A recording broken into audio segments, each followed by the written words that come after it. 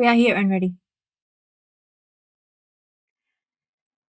I was chatting to a friend recently about the connection between fear of loss and self worth, as in feeling like they don't deserve what they have. So there's this fear of loss and connection to self worth as well. I was wondering if you could talk a little bit about that.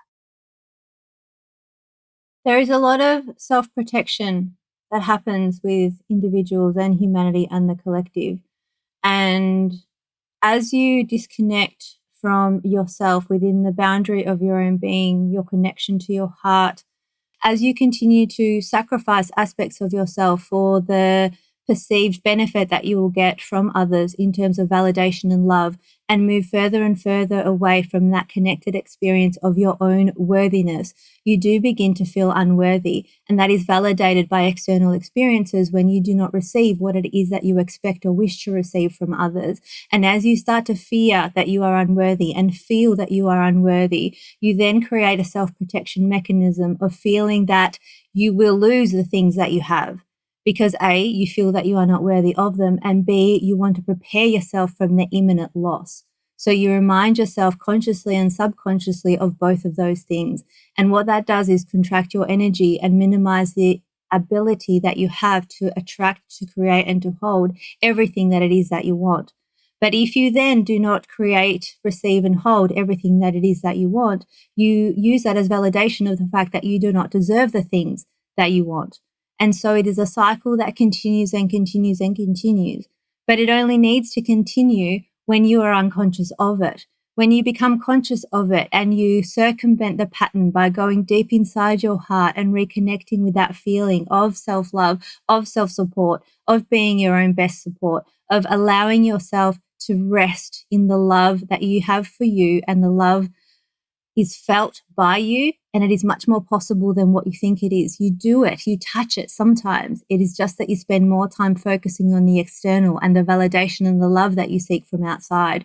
But as you begin to expand that ability to receive that love and validation within yourself, you start to radiate that to the universe, and you start to feel more of it, and you start to attract more evidence of it.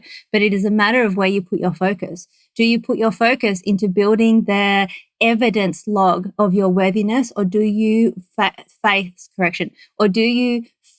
your worthiness, turn towards your worthiness, and start to activate the worthiness within you by focusing on all of the validation that you get externally and internally, primarily internally, of your worth? You get to choose where you put your focus, and where you put your focus, the energy expands and grows. It is just that you have become habituated to focusing on the unworthiness or the evidence that you perceive as of your unworthiness. It is not actual evidence. It is evidence of what you are feeling about yourself internally. It is never a statement of your worth. Because if you are receiving direct statements of your worth, it would be of you being 100% worthy always, because that is the truth of who you are. We had a tech issue here and lost the sound for Kara's follow-up question.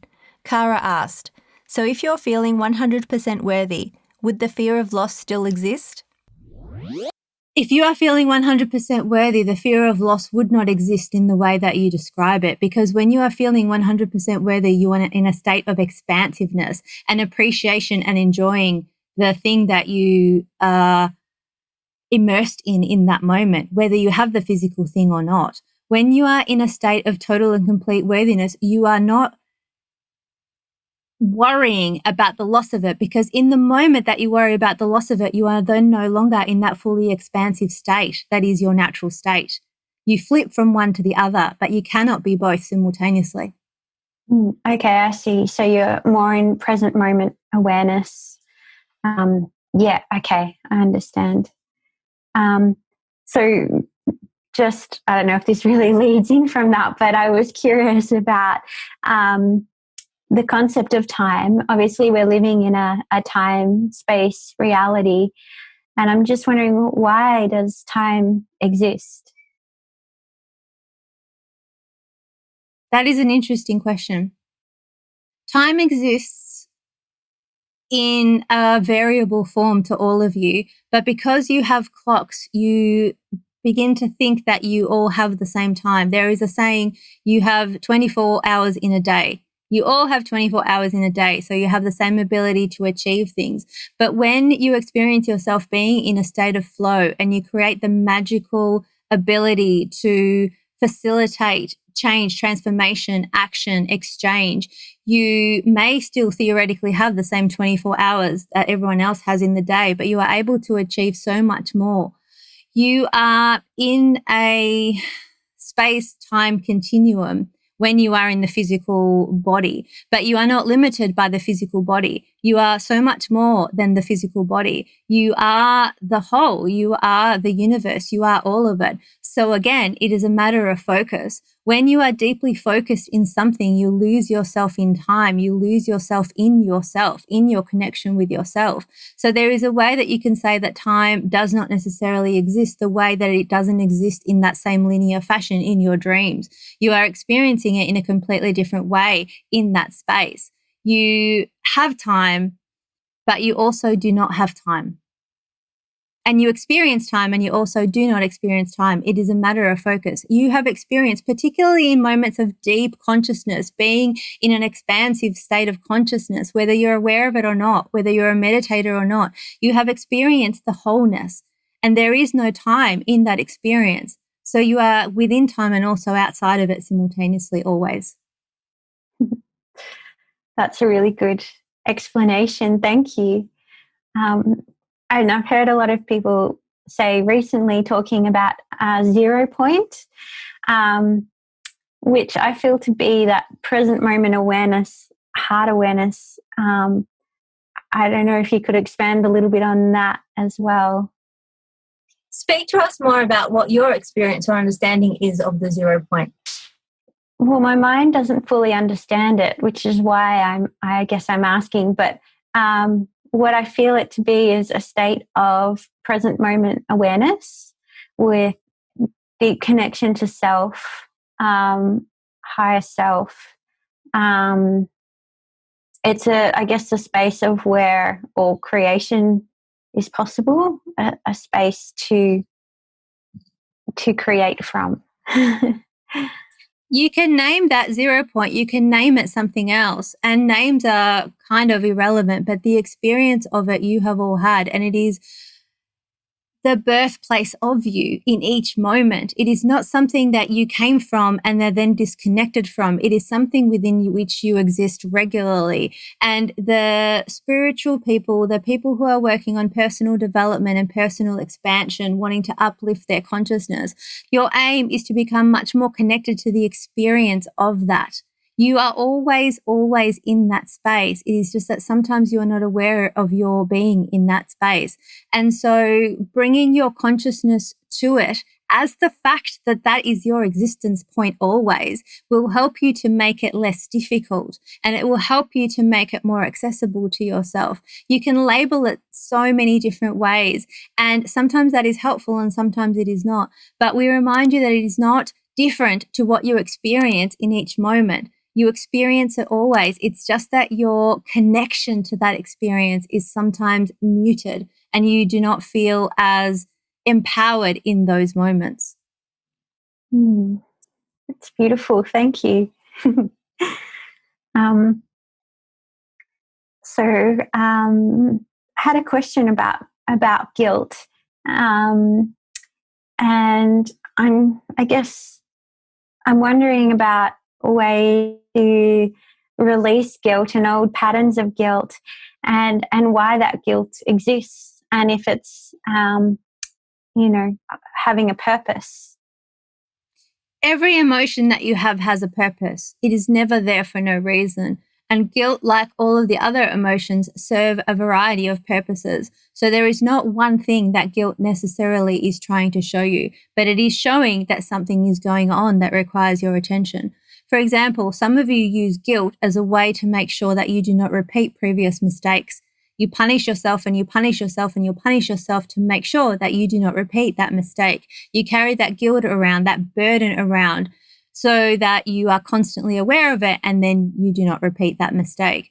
We would counsel you, however, to be mindful of the fact that you all respond so much better to the carrot than the stick, and encouraging yourself to grow and expand with love is much more productive if what you are wanting is to live from a place of wholeness. If you are wanting to live from a place of expansion, you will never beat yourself into expansion, but you can encourage and nurture yourself forward. So if you experience guilt, if you experience any of what you call the challenging emotions, we invite you to turn towards the parts of you that feel that emotion and inquire, because we'll remind you of this.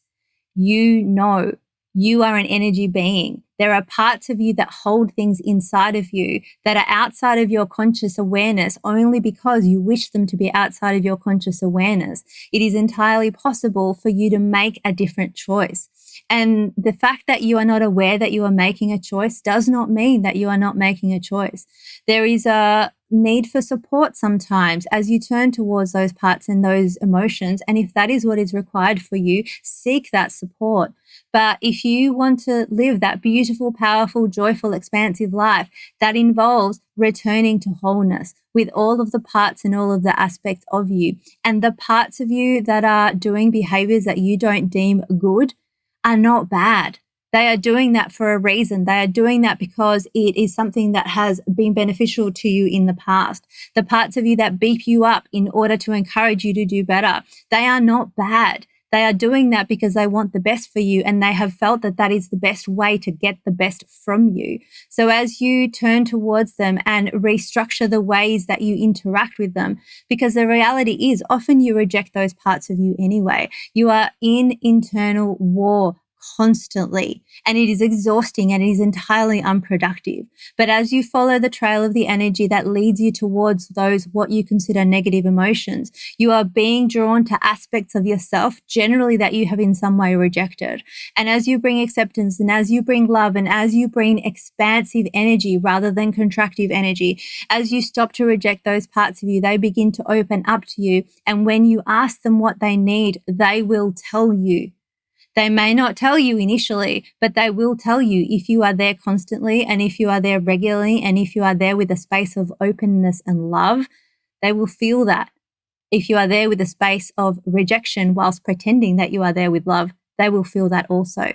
So bringing acceptance, bringing love, bringing attention to any negative emotion, and in particular the part of you that is holding that negative emotion, has got the potential to radically transform your life so that you become, in a lived way, the powerful being that you are meant to be, because that is about you returning to the wholeness of you and not being divided in the way that most of you currently live.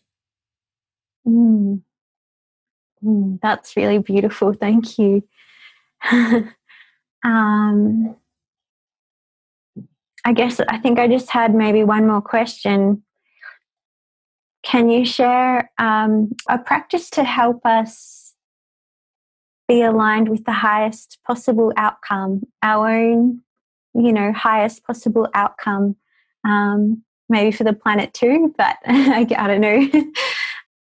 We would encourage you to do this process more with your heart and feeling than with your mind. But we would also encourage you to address your mind before you do that. It is never of value to reject any aspect of you. And the mind has some limitations in its ability to have a large vision when it has been trained to have a small one. So if you are trying to encourage your mind to have a vision that is bigger than what it is accustomed to, first address it and nourish it and love it, and tell it that you want to have an adventure and you want to have a joint adventure with it. And you are going to dream and play the way you used to when you were young, in an unlimited way, and ask it if it is ready and willing to come along on that adventure with you. And it will either say yes or no. If it does, you can proceed. If it says no, something there needs attention. The mind does not feel safe to have expansive thought, possibly because it is worried, as we discussed at the beginning, of having things and then having them be taken away. It does not want to be disappointed. So address what needs to address so that your mind is on board to you having an expansive, playful vision of what is possible. And then sink into your heart and have your heart dream. Give your heart permission to dream. You do not need to be told how to have the highest vision for yourself. But what you do require, if you want to do this in a full way, is a releasing of all of the limitations that you have placed upon yourself, and in relation to this in particular, your heart and your mind, so that they can really deeply connect in a way that does not fear that it will not happen. Don't make it serious. Don't sit down and say to yourself, I am now going to imagine the most expansive thing so that I can make it happen with a level of pressure, because that will limit the energy and it will block the ability for your heart and your mind to feel safe in really, truly, expansively romping in possibility. Train yourself in this, and do not expect to go from a place of being limited in your dreams to being completely and utterly expanded in your dreams.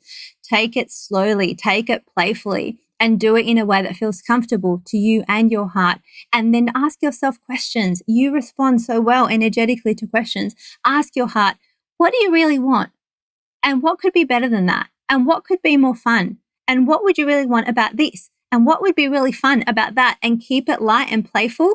And if you do that in a space of safety, where you are not fearful of having too many dreams and too much expansive thought because you may not fulfill it, if you take that pressure away, your heart and your mind can play the way that you did when you were children.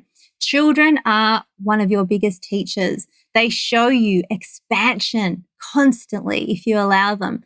They are here to be uplifters, and children, as they are coming into the planet now, are more ready for expansive living than those of you who have come before, because the universe is always expanding. Children know how to have fun. They know how to be joyous. They know how to dream big. They know how to really be in their imaginations, and they use their imaginations to connect to their consciousness and their energy, and they create amazing things. You are still those children, and you have that ability within you. And as you relax, and as you take the pressure off, and as you stop telling yourself that you're doing this in order to create something, if you just enjoy it, it will be the most creative thing that you could do. Your actions, when they come from an inspired place, will create better results, much better results when you are doing it from a place of playfulness and joy.